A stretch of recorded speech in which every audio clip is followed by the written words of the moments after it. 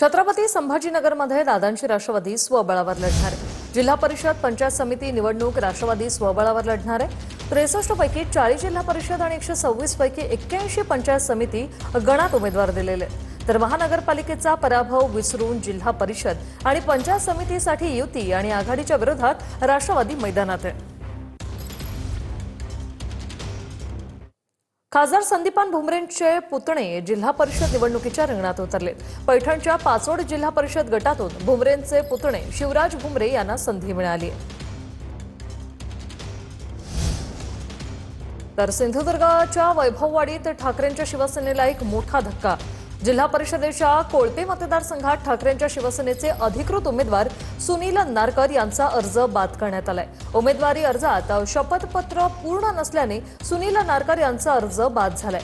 कोळपे मतदारसंघातून प्रमोद रावराणे यांच्या विजयाचा मार्ग आता सुकर झालाय। केडीएमसीतील आमच्या 4 नगरसेवकांना डांबून ठेवण्यात आले असं अल्पेश भोईर यांनी म्हटलं। आमचे 4 नगरसेवक शिंदेंची शिवसेना आणि मनसेच्या ताब्यात असल्याचं अल्पेश भोईर म्हणाले। तर पोलिसात तक्रार करा, शोध मोहीम करा असं विश्वनाथ भोईर यांनी म्हटलंय। आम्ही नगरसेवकांना लपून छपून सोबत घेत नाही असं विश्वनाथ भोईर यांनी म्हटलंय। हे 4 सदस्य शिंदे गटाचे आणि मनसेच्या लोकांच्या ताब्यामध्ये आहेत आणि ते वारंवार आम्हाला फोन करून हे सांगत आहेत की आम्हाला डांबून ठेवण्यात आलेलं आहे।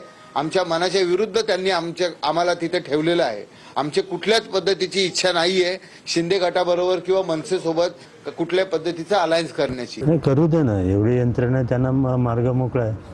त्यांनी पोलीस तक्रार करावी, शोध मोहीम करावी, CID लावावी, हे लावावे ते लावावे असं। आम्ही जेव्हा घेतलं तर आम्ही खुलेआम घेतो, असं लपून बिपून नाही करत। आणि आता स्पष्ट बहुमत आहे ना, कोणापासून लपून ठेवणार।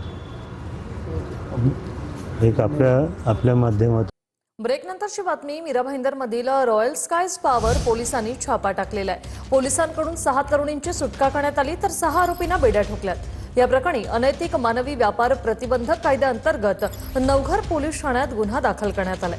डीसीपी राहुल चव्हाण यांच्या मार्गदर्शनाखाली छापा टाकून देह व्यापाराचा पर्दाफाश करण्यात आलाय।